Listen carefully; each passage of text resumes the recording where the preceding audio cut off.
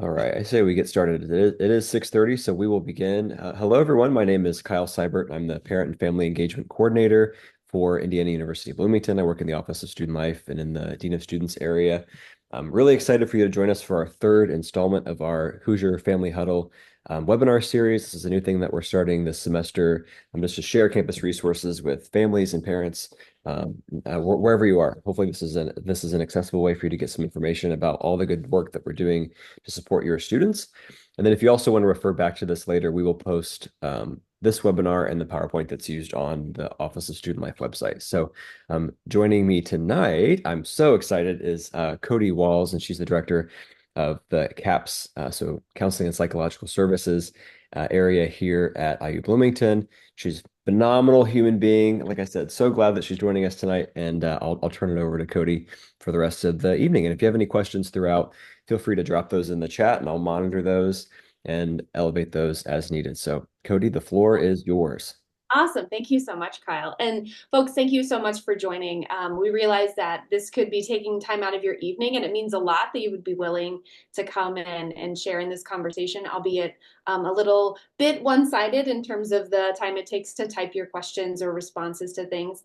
And so far, it looks like we have a lovely small group of people, and as more people join us, hopefully the conversation will expand and deepen. And I do want to offer that there will be invitations for you to put things in the chat or to ask questions. And definitely, as Kyle mentioned, he's going to monitor the Q&A or the chat section. So if you have something that you would like to explore, you do not have to wait until the end. You can just put it in the chat and we can kind of answer the questions as we go. Also recognizing that folks might not be able to attend the entire hour, and that's totally okay. So as with most things, we have a PowerPoint, which I will share my screen for. And so tonight's theme and topic, which I'm sure you're probably not surprised, recognizing that I am a psychologist and the director of the Counseling Center, is about resilience. We are past the honeymoon phase for the fall semester, and our students know that, faculty, staff, people who support them know, and in particular, you all. So you may now be getting more phone calls or text messages or outreaches than you have had in the last 8 weeks. And we recognize part of it's excitement, right? Like, go IU, we're on a winning streak. Holy cow, it's so beautiful right now. And so some of that energy might be coming your way, but also some of the additional challenges of what it means to truly be in college. And we're going to talk a little bit about that to give all of you maybe some of the things that you already have but aren't maybe sure how to articulate, because I believe in the natural strength of humanity. And so I'm imagining some of the things we're going to talk about you already do inherently, but perhaps don't put it in the language that I'm going to offer, or the perspective that we'll discuss a little bit. So goal for the time is validation. You are here because you care about your students, but then you're also looking for your own tools and resources that we want to be able to provide. We're going to talk about how to and identify how to cultivate resilience. For a period of time, resilience was getting a lot of attention in really meaningful ways, and there's been different kind of terms used to describe it, but we'll just focus on that specifically by providing a definition. Also, the reality of letting go while keeping close. And it is a cultural norm in the US, for most of us, from an individualistic perspective, that we want our children to grow up and be independent, functioning adults. And sometimes that transition from childhood into emerging adulthood can be particularly difficult for us as parents. And then also talk about intervening at the right time and knowing what resources to recommend or to suggest.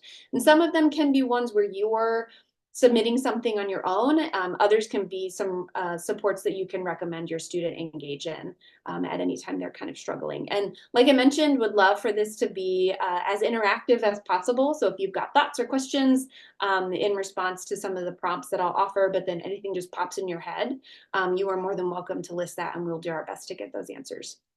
So but first, who am I and why am I talking to all of you? So obviously, right, the director of counseling and psychological services, but what does that mean on a practical level? So for me personally, I'm a first generation college student, and I grew up in Indiana, and but I did not go to IU because the idea of coming to this amazing institution felt a little bit out of reach, and so I went to Ball State University, which I feel very grateful, and I'm a proud alumni for that institution, and gave a lot of opportunities that I know allowed me to get to the point where I am now.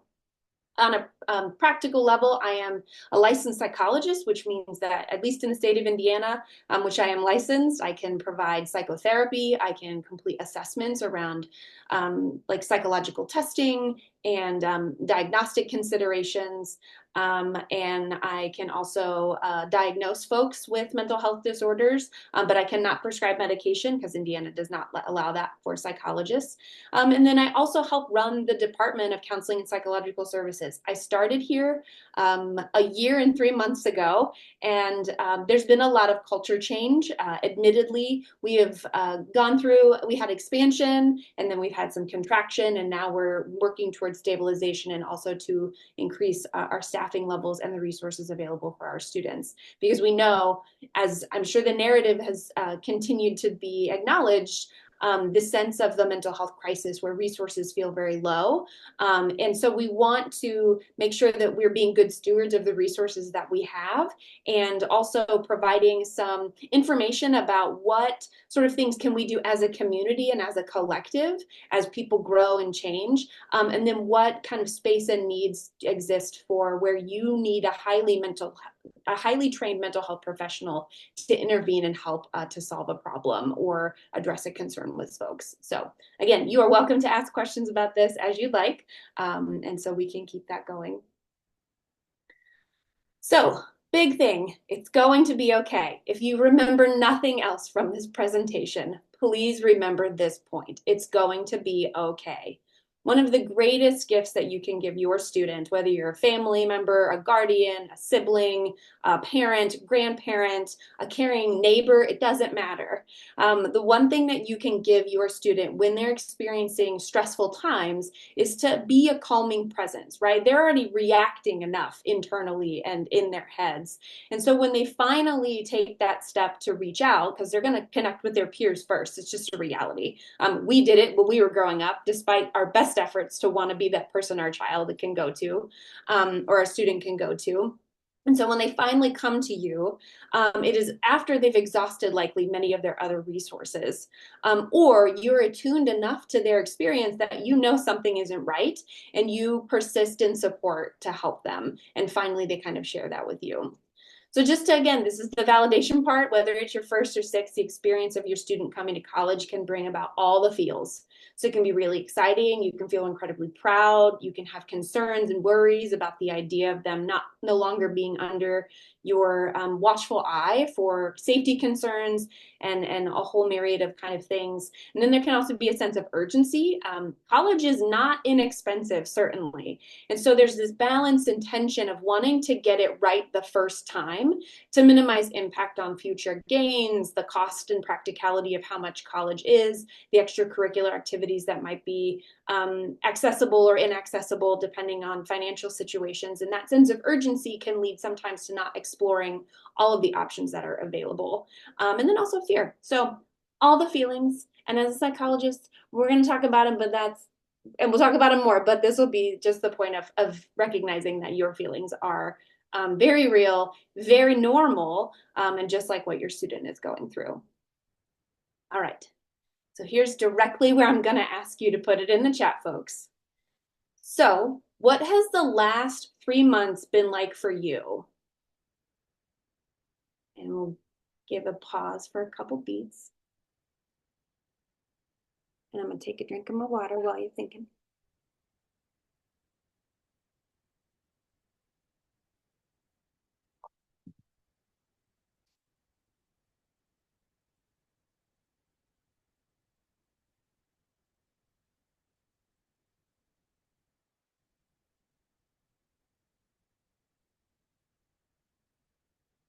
Any takers, Kyle? Nothing yet, nothing that I'm seeing. I'm happy to maybe, I mean, this isn't about my webinar, but I'm happy to share my experience the past couple months. This is my I second would year love of grad school, and so that's been a unique challenge. So mixing and mingling with all the new people in my program that are new this year, that's been, uh, I think, the biggest adjustment for me. So I've got a couple people in the chat that have um, sent me some answers. So Thanks, uh, folks. there's not a chat that'll share with the whole group, but you can still put in a Q&A function, and then that'll come to us.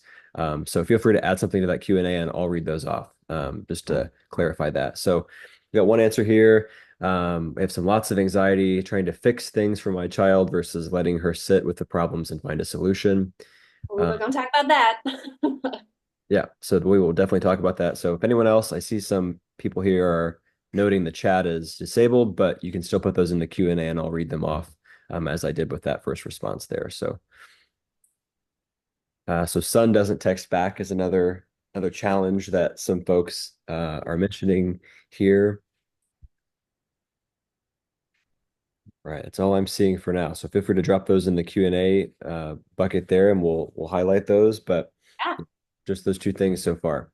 Yeah, I think thank you so much for sharing, folks. And for those of you who acknowledged the chat function was disabled, that was my mistake in this when I was creating this slide. So um, like Kyle mentioned, anything that we would have maybe had you put in the chat, the Q&A function will be perfect for that.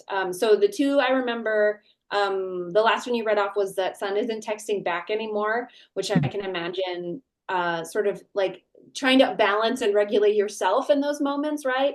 And I know that I have a good friend who's her daughter just went to college, and she's in her freshman year, and they have an app called Life 360 for the whole family. And so she has made it a goal for herself to only check it once a week.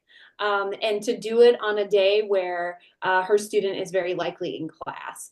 Because what she was finding is that she was experiencing a lot of more distress than she anticipated with her child sort of navigating a new town and having friends and being away from campus. And so to make sure that their relationship stayed healthy, she opted to take a step back from that in particular. And then if I remember, and forgive me if I don't get this exactly right, but the first one kind of noting that the struggle of daughter like wanting to help her while also allowing her to sit with some of these challenges that she's experiencing.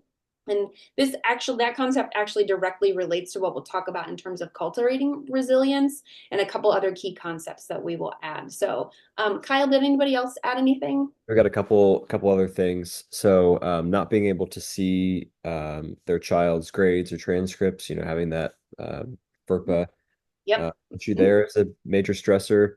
And then another parent shared that their daughter has had some mental or some medical problems. And so Yeah. not having access to those medical providers or records is a new challenge too. Yeah, yeah. And this is, I think, one of the unspoken and can be most painful processes is that this is truly a trust exercise.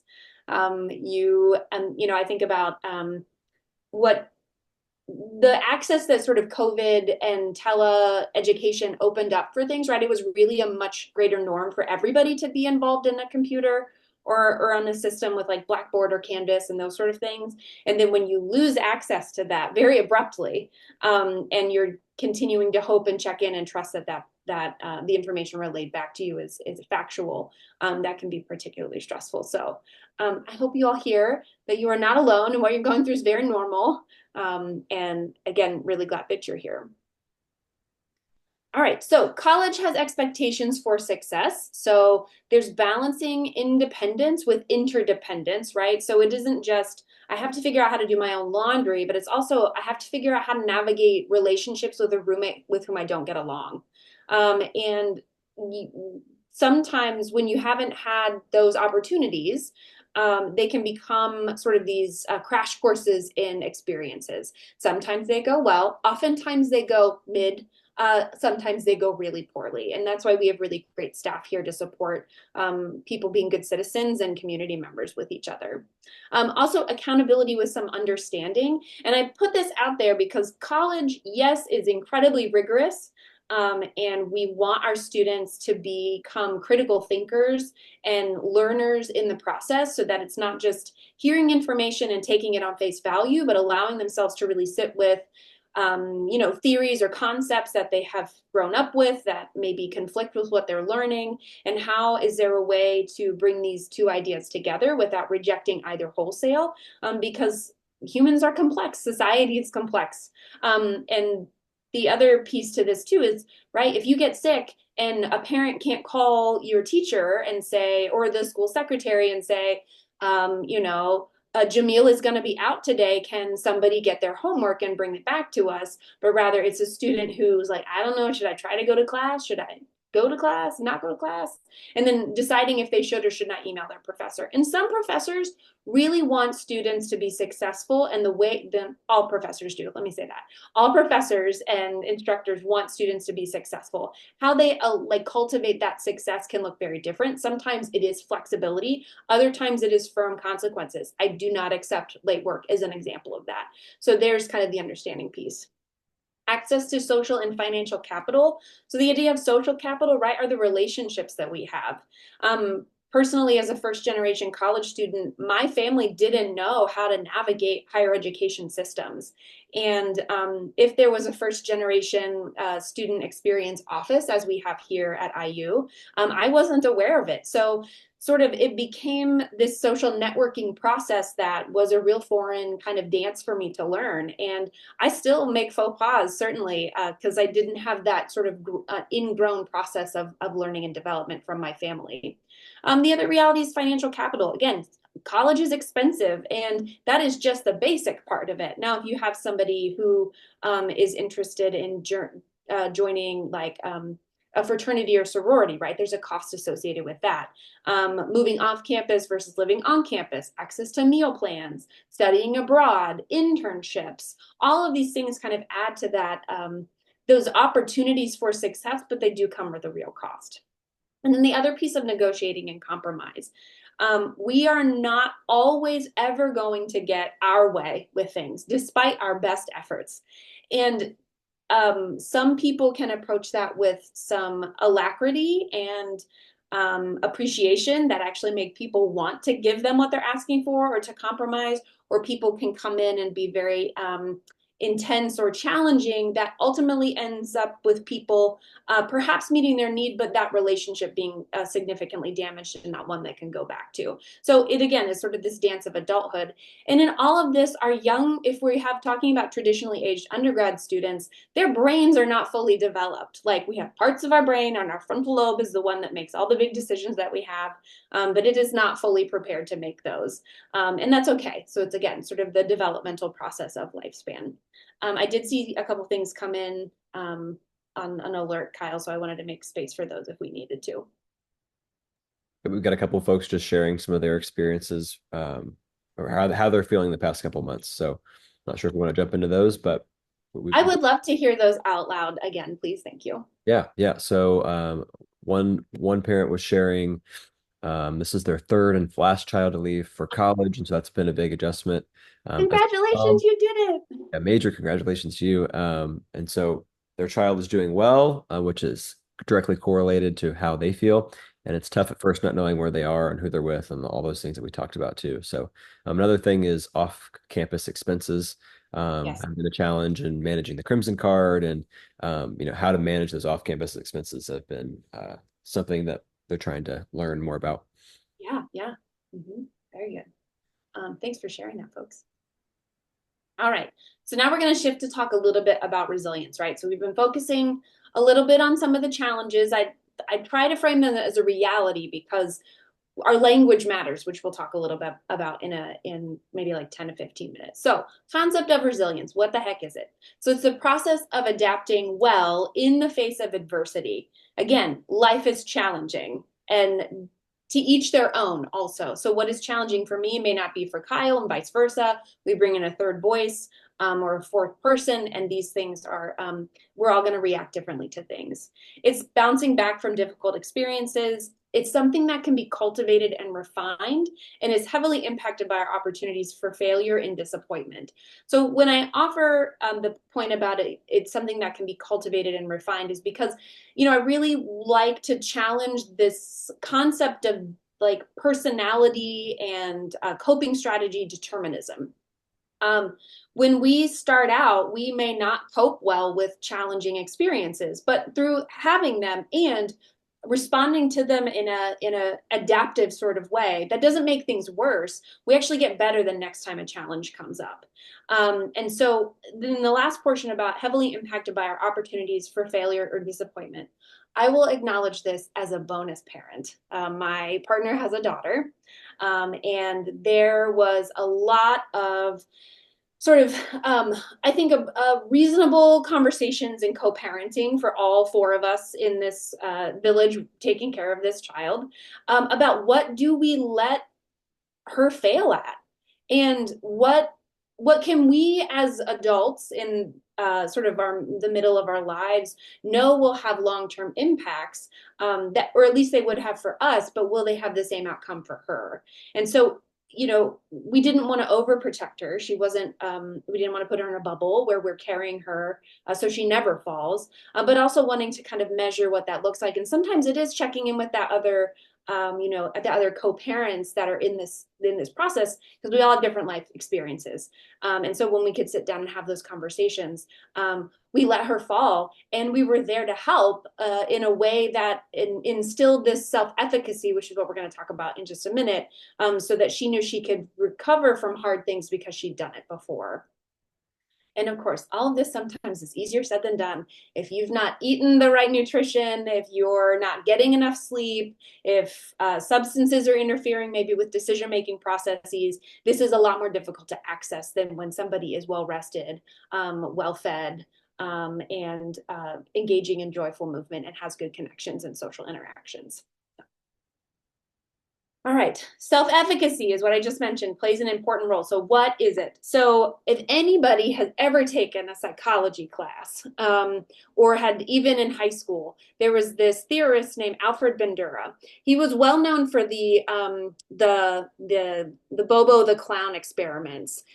Google it if you want to. But he also came up with this really amazing philosophy and theory of self-efficacy. And so resiliency comes with natural fluctuations, just like coping strategies. When we feel better, we cope better. And self-efficacy is a key factor in our persistence, efforts, and goal setting. We believe we can do hard things because we've done hard things before. This is different than self-esteem, which I think we sometimes use those two words to in sort of a sort of a labeling way, because it's easier to think about self-esteem. But I think for me, and this is where my psychologist kind of lens toward the world comes in, self-efficacy to me is about our internal resources. Self-esteem is about our external resources. So yes, we all need external validation, wanting to have good grades, wanting to be thought of well by our peers, wanting to get a raise, that good job, all those things, right, that other people see, totally appropriate and reasonable. It's also key to our social interactions with others, but it's so much more dependent on other people than it is about what we're able to do and what sort of opportunities we can muster within ourselves. So I want to offer that as a perspective and a reality when it comes to resiliency. Stress also matters. So again, when we don't feel good, we're not going to function well. So stress itself is actually a physics term, right? It's a non-specific response to a thing and how much it takes to break it, basically. And that was a very, very like lay description of what stress is from a physics term. So if we have any physicists, go ahead and put what it actually is in the Q&A. We will welcome that feedback. So, but stress itself is a non-specific response of the body to any perceived demand. So stress, we think a lot of as a psychological construct, but it also happens to our bodies.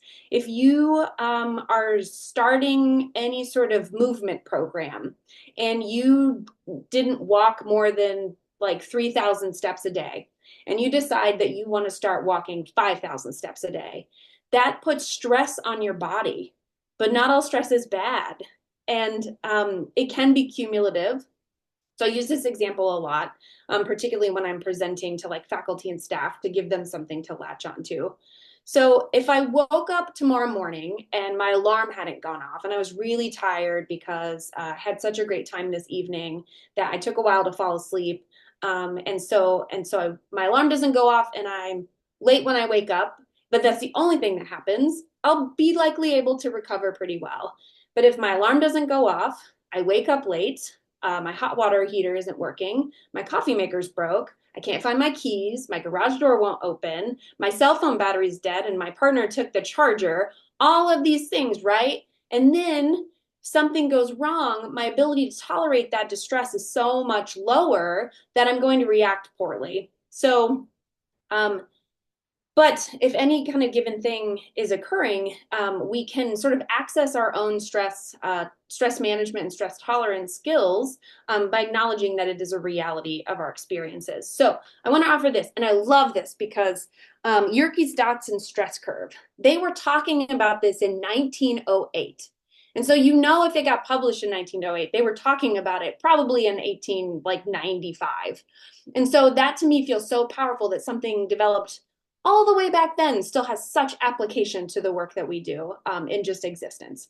So what they were realizing, and we've consistently been able to demonstrate this year after year, is that no stress is actually not that helpful. So I don't know if my cursor shows up, but you've got your XY axis, levels of stress and performance.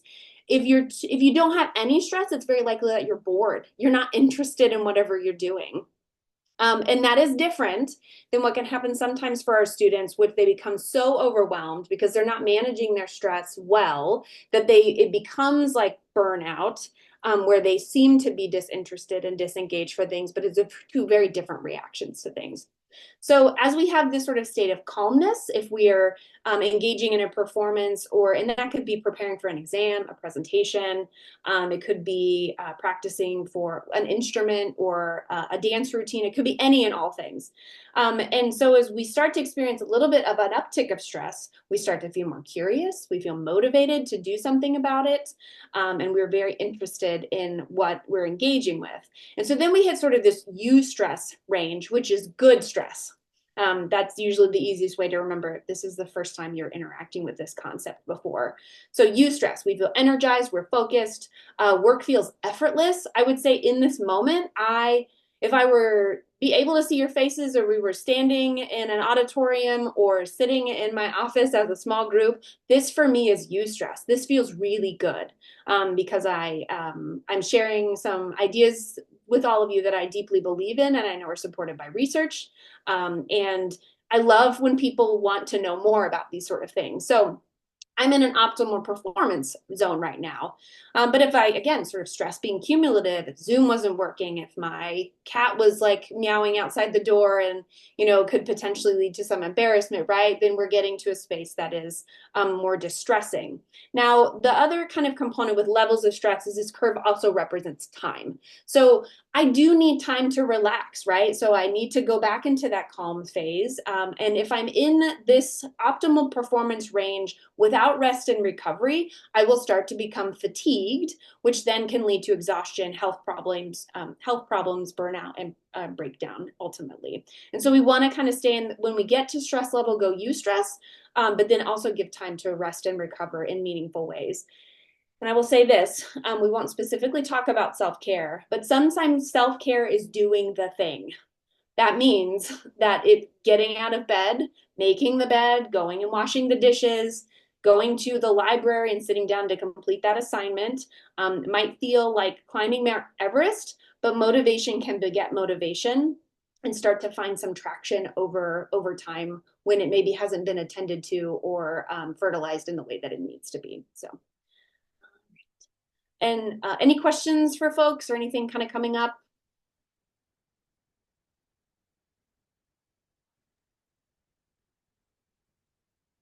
And if you write it out and I moved on, we can still go back.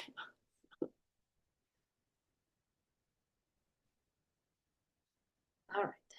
So quick recap, resilience can be developed, self-efficacy is essential, Appropriate levels of stress actually help us, and sometimes the only way out is through. Now, this is my therapist hat. There is an approach to therapy called process experiential. If you're really interested in learning more about it, Les Greenberg is the theorist who developed it. And it takes some components of like thoughts and feelings while also focusing on internal or bodily sensed kind of aspects of a presenting concern for a client. And they talk about this idea of the only way out is through, because we do a lot of things that we think are helping but are actually avoiding. So sometimes you have to sit with that painful thing. Like the participant or the attendee who mentioned kind of navigating that with their daughter, right? Like the tolerance can be enhanced the longer we sit with it, as long as the outcome is one that increases self-efficacy. So cultivating it is what we're going to talk about now. Oh, I got my stuff I'm just going to pull it all up on the screen then. All right, so a word about mental health. And this is where I sort of want to invite a different perspective, because I think we've done an amazing job decreasing stigma around mental health, like seeking support for mental health for the majority of populations. Now, certainly people of color, the LGBTQ community, folks who have lower resources, those populations specifically are going to be less likely to access mental health resources and support because they've been actively harmed by them historically. And so that's just a reality. But I think what sort of happened is we've taken mental health diagnoses like depression, anxiety, and we've turned them into common language. And in some ways, we've diluted the impact of them while also pathologizing normal, natural human experiences. We have all felt scared. We have all felt elevated and excited. We have all felt really, really sad. But that doesn't mean that we've had bipolar, anxiety, or depression. And so with these pieces, like mental health concerns, so this to me would be in the realm of like we'd be looking to assess, to complete, or to apply a diagnosis for a mental health disorder, or persistent and longer lasting negative emotional experiences like excessive worry and extreme sadness. They may not have a clear antecedent, and the intensity does not always matter, but the frequency does. So when I'm asking a person a question in a diagnostic interview, more often than not, do you experience X symptom, X symptom, X symptom? And again, it's acknowledging that these larger concerns are sort of a corruption of normal, natural human experiences. So all this is versus undesirable emotional states. And so temporary and transitory negative emotional experiences, there is often a clear antecedent, like going to college, and can be a normal response to upsetting, painful, or disappointing situations. So if your student had their first romantic relationship of their life in week 6 and that's over, they might be the most brokenhearted person you have ever met. And that makes sense because this is the first time their heart's ever been broken. And, you know, we've had our hearts broken many times, whether we're the ones that broke it or it was broken by somebody else. And so for us to look at that and think, wow, what is happening here, is sort of applying our knowledge and wisdom to an experience that somebody's having for the first time. And so these two kind of examples, mental health concerns versus undesirable emotional states, can be your broad kind of considerations of what can be a community connecting kind of supportive process versus we need to involve a mental health professional because you've tried all of these other things and you've done your best effort and it's not working. And it's totally understandable if people having lots of thoughts about that one. All right, so how do we cultivate resilience? Self-regulation, intentionality, and self-care and rest. So self-regulation specifically is different than relaxation. And because it's allowing yourself to have stressful, negative experiences without always applying judgment or reacting to them.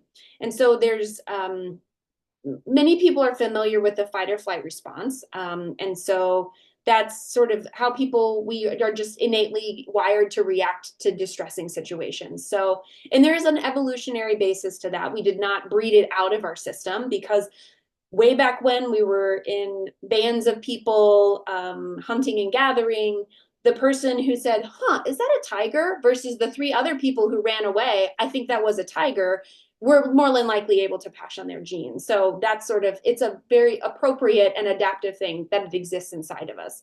The other side, the technical term is the sympathetic nervous system. That's the fight or flight. The other aspect is the parasympathetic, or the rest and digest response. And so this is one folks are not often as familiar with.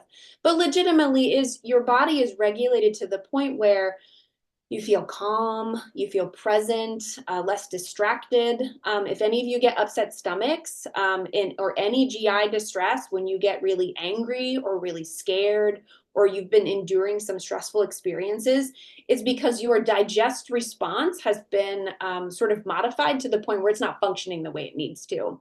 And so self-regulation comes in moments and through practice and sort of again, giving yourself space to have those difficult experiences. And sometimes some practical things like taking a nice, slow, deep breath can make a huge difference. I think we joke, right, when we see people on TV or in like sitcoms, there's like count to 10. It's like, all right, but it actually can help if you're really feeling distressed. Intentionality is again sort of contra to what some of our students, particularly our younger students, are able to readily access because it does come with time. But intentionality happens when we think and act on purpose. So if you've ever asked your student, what were you thinking? And they're like, I don't know. They're probably not lying. It just, they didn't have access to those bigger plan or kind of ideas and impacts as, again, we do as fully developed adults. So that's why it's easier said than done. But you can practice it, right? Like, so intentionality, there's a concept of mindfulness. I feel like more and more people are familiar with that. But it is the practice of being present in the moment just as it is without trying to push it away or hold on to it. And it gives you that space to engage in that. Also, self-care and rest, holistic well-being. Um, as I said at the beginning, it's going to be okay. If you remember nothing else, that's still the tagline. But if you remember just one other thing, prioritizing sleep for yourself, your student, your children, other family members. We do not get enough sleep in this country. And we could probably do a whole nother seminar or conversation about sleep, but I will just give it to you in that way. So how do you do this practically? So hold your student when they experience a setback without rescuing. This can be really hard. And your own practice of intentionality. I'm going to intentionally not rescue them, but how am I defining rescuing? This is where if you've got a good friend or a partner that you can talk through some of these things before you respond, it can ensure that you respond more quickly. So you don't have to do this in isolation or alone. And I put hold in quotes because some, like literally, you might not be able to physically give them a hug if that's or like a style of comfort in your family. But also, like, sometimes what they need is you to stand beside them rather than be part or wrap your arms around them. But they probably would benefit from both if that's something that you all enjoy. Encourage reflection without blaming or shaming. And so this is where sort of your own practice of cultivating resilience will actually improve your relationship with these young adults and these emerging adults that we have. So it's like, what happened to you versus what's wrong with you? And so they might not be able to tell you everything for whatever reason, right? They fear the outcome. They are ashamed of what happened. And so showing support with appropriate consequences is an opportunity to help them recognize that the relationship can transform in a meaningful way. You will always be their parent or guardian or older sibling or other family member, but you can still allow them to grow and change just as you can grow and change in processes. Some other things too, remembering self-efficacy. We can do hard things because we've done them before. Encourage risk-taking in desirable areas. And so applying for that dream internship. They maybe wouldn't have imagined, I don't know what dream internship might look like. For a long time, right, in tech, it was Google. So like apply to that Google internship. Yeah, you might not get it, but you definitely won't get it if you don't apply. And that includes also things like the study abroad programs, things that they may like, I don't know if I want to. It's like, well, help me understand what that about that part of you that does. Maybe we need to tap into that a little bit more. Also, recognize that mistakes and failures are not things that should be avoided at all costs. In fact, this can reinforce some anxiousness that we experience, but is essential to the learning process. And now that might also require us as adults in the space to take a hard look at what messages did I send this student or this child while they were growing up? Did I let them make mistakes? Or was there something in my attempt to make it easier for them that message didn't come through clearly for them in their underdeveloped brains because they're children. And now the consequences of that are they really struggle with things.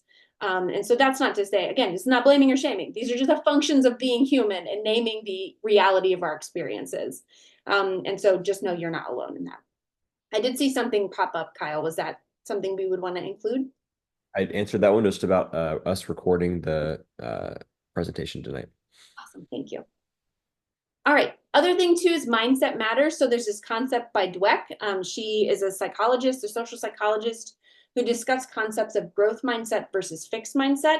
This is kind of another way to describe determinism. And so we want to cultivate growth mindset, which is my whatever input here, intelligence, personality, or character can be continuously developed. It's like that real lifelong learner concept, but it can be like lifelong learning about self and others versus my intelligence, personality, or character is inherent and static.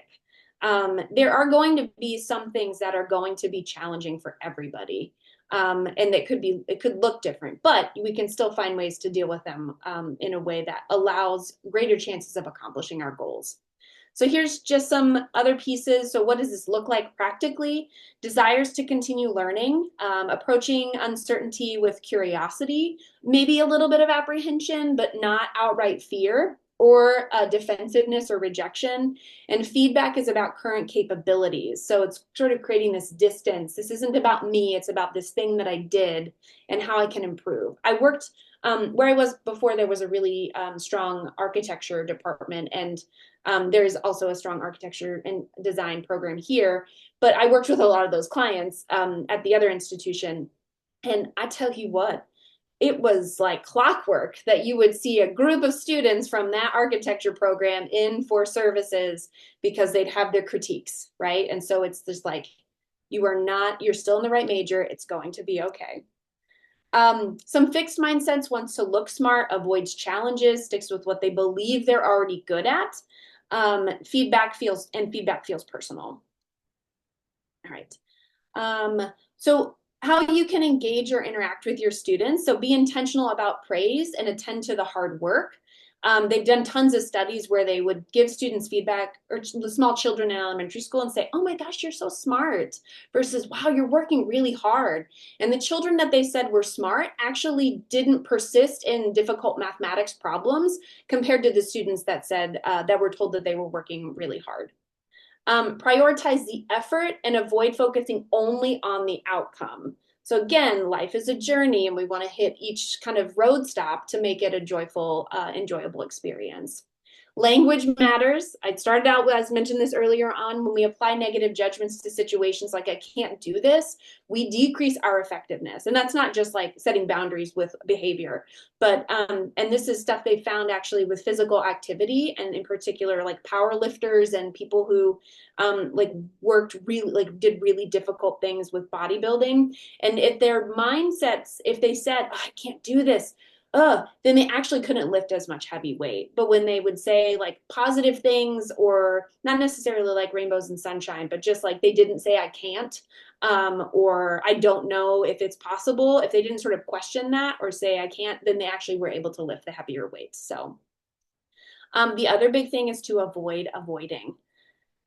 This is like one of my interventions of the day with anybody I work with. If there's some coming in with anything related to anxiety, one of the first things that their between session work is to identify something that they've been avoiding, and regardless of the fear, to do the thing. If it is to have that difficult conversation with that person, if it's to ask somebody for their number, if it's to go to the food pantry, like it can be anything. And then once they do it and they come back, they feel different. What do you know? It's like magic. And it works most of the time. I won't say it works every time. So I don't want to oversell my skills. But this is a really important thing. Avoid avoiding. All right. So we can change our likelihood of being exposed to a stressor by taking care of ourselves in meaningful ways. We can change what we think about a stressor because our language matters. We can change how we think of our coping resources. So being able to identify who are our support systems, what are our resources on campus, and how are we accessing them appropriately. And also engage in problem-focused coping versus emotion-focused coping. And I'm noticing the time, and I know we just have 15 minutes, so I'm gonna just highlight a couple things with the emotion or problem focused versus emotion focused. So I apologize, we can't go into deep detail about this. One of the biggest things with emotion focused coping styles is they are obviously emotion focused. Now, do not get me wrong. I love talking about feelings. I love processing them. They're like the messy, like we were making a pizza. It'd be like we're doing everything by hand. It is good stuff. And sometimes our emotions lie to us because they love to perpetuate themselves. And I think about this, a really concrete example is when you have two people in conflict, and then they involve a third person, and that third person riles up one of them and keeps it spinning, right? And then it's like, what is happening? And then a fourth person can get involved, and it starts all over again. And that is our feelings. They love to keep themselves going because they love to exist.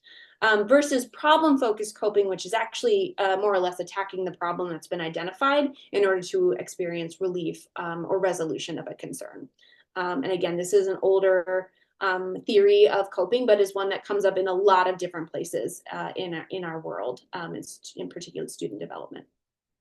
So, an ounce of prevention is worth a pound of cure. I love this idiom because literally, if I could prevent myself out of the job, I would happily step back as a director. I would let my license lapse and I would open that doggy daycare and just hang out with dogs all day. But that is not the case. So, in the effort to increase some opportunities for prevention, though, here's some campus resources we'll specifically talk about. And we're going to put, you can, Kyle, you're welcome to just drop all of these into the chat or the Q&A section so people can access them. So 4 areas that we'll talk about briefly and then make some space and time for you to ask questions or get some of your thoughts shared. Building community, sharing a concern, engaging in joyful movement, and practically healthcare, right? Like you need all these things. You also probably heard about some of this if you went to the new student orientation with your student. So building a community. We know that involvement, engagement, and belonging are critical to success for college students, and it's not too late for them to find their people. I think at this point in the year, I talk with a lot of students, not necessarily as clients, but just like, I feel like it's too late. I didn't connect with my roommate because they were kind of not on the same wavelength as me. We had disagreements. They have people. I'm not sure if I'm in the right major, so I don't know if I can build these relationships. And so there's sort of this desperation and some hopelessness that starts to show up, but it is not too late. If your student's talking to you about some of those things, you can encourage them to engage with the Be Involved app. And in that, they have information about student orgs. If you have a student who is really interested in giving back or you know that that's been something that's been helpful for them before, they can do community service through IU cores. And then in that process, build meaningful relationships with others. There's also the importance of sharing a concern. And so this is for your student, but then it's also for you. So we want you to know how to direct your Hoosier to the right place. And so care referrals are a top tier option and can be completed by anyone for any IU student. And so the link that's in the chat is to the Student Care and Resource Center that also has the link for the care referral. And basically what that is it's a form that you can complete that's saved into a system and monitored by our care office staff. And they will, report can range from anything like, I fell off my bike and broke my ankle. I don't know what to do. And I've been to the doctor and blah, blah, blah, and I don't know what to do. All the way to more serious concerns of like, I think this isn't the right place for me right now. And so I need to withdraw. What are the next steps?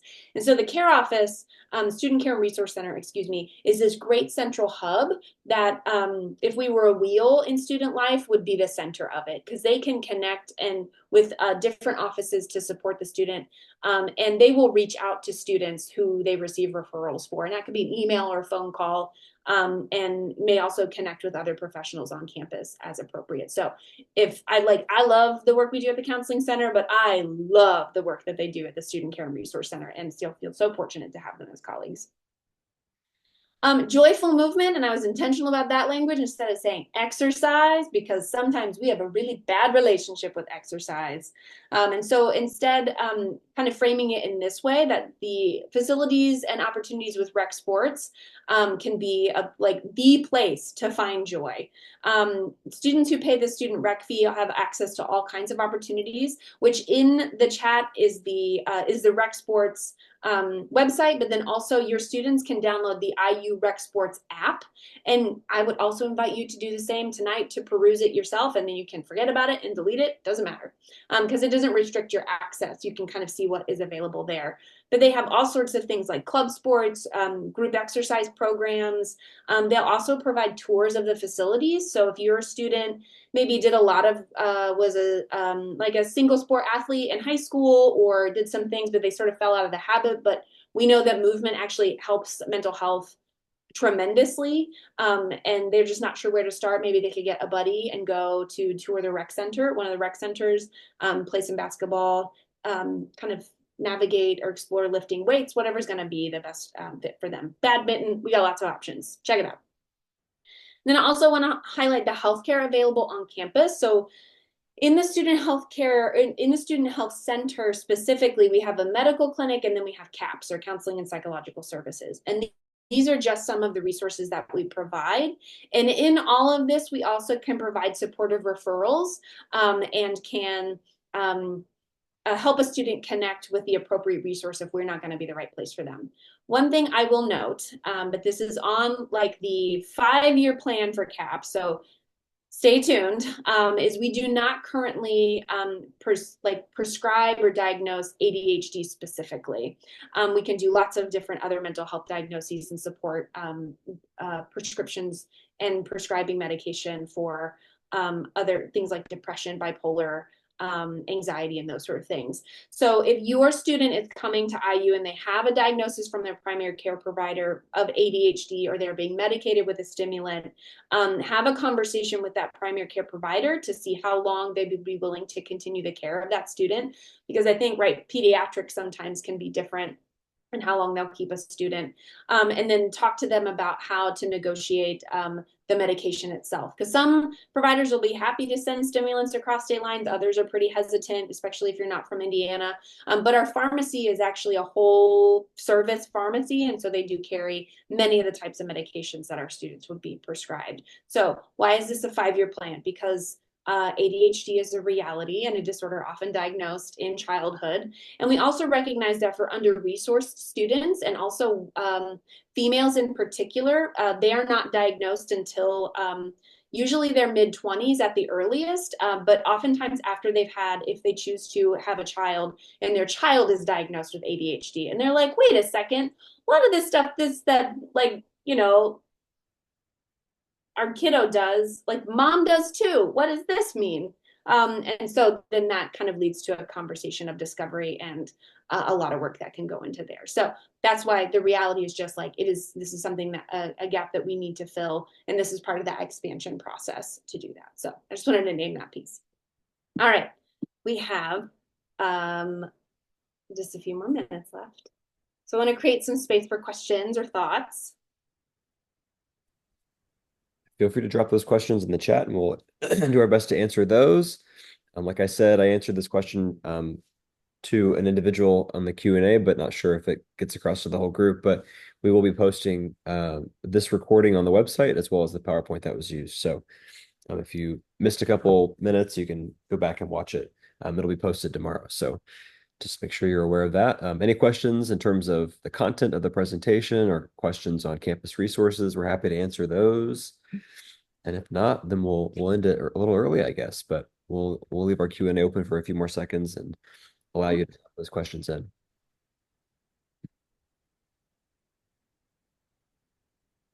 I have a question for you, Kodee. What other, you mentioned the CAPS 5-year plan. Do you have any other teases that you'd like to share with the group, maybe on things that you're excited about that you're working on in CAPS, or things that you want to share with the group that they may not already know about? Yeah. Oh, thanks for asking that. That feels really helpful. Well, one of the big goals is to develop stronger connections with our campus partners, our academic campus partners. So, some of you may or may not be aware, but we have like a clinical psych graduate program, a counseling psych graduate program, social work. We also have a colleague in Jacob School of Music who's a mindfulness researcher, and so collaborating with them in more meaningful ways and also like um, major specific interventions for because obviously um, students are different and what draws them to different majors might also be unique and also there are certain systemic qualities of programs that add stressors and pressures on people that other programs don't. And so wanting to be, dive deeper into understanding how we can again go back to the prevention piece with our students to support them in meaningful ways by partnering with our academic departments more closely. Other aspects is that we have a pretty we're limited in both visible and language diversity for our students, and we have a robust international student population. And certainly, unfortunately, our students of color are increasing, and we know that they benefit by not just seeing people who look like them and can speak the languages that they were raised in the household, but it also gives them an opportunity to see themselves in those roles potentially as graduate students. And so we want to make sure that we are increasing support for our students in really meaningful ways. And then through that, also partnering closely with our culture houses on campus. And we have some great opportunities, including embedded therapists in those spaces and in some academic programs too. So yeah. Perfect. Yeah, thanks for sharing. We don't have any other questions that have dropped in the chat, and what that tells me is you've answered all the questions that I've asked. So I think that's a good sign. So Amazing. yeah, we'll Yeah. save everyone 3 extra minutes, it looks like, from your evening. So just want to say thanks again to you, Kodee, for this amazing presentation. I know that I'm going to go back and review the PowerPoint myself. And of course, thanks to all of our participants who Yes. joining us from hopefully across the country to learn more about how to support your students. So if you have any question, I will drop my email in the chat here. So you're more than welcome to reach out to me if you have any just general questions. And it's pretty easy to find myself and Kodee and other staff members too. So feel free to send us any questions if something comes to you later. And really appreciative for all that you do to support your students. This is a partnership of all of us working together. So I'll stop us there and hope everyone has a good night. Awesome. Thanks, folks.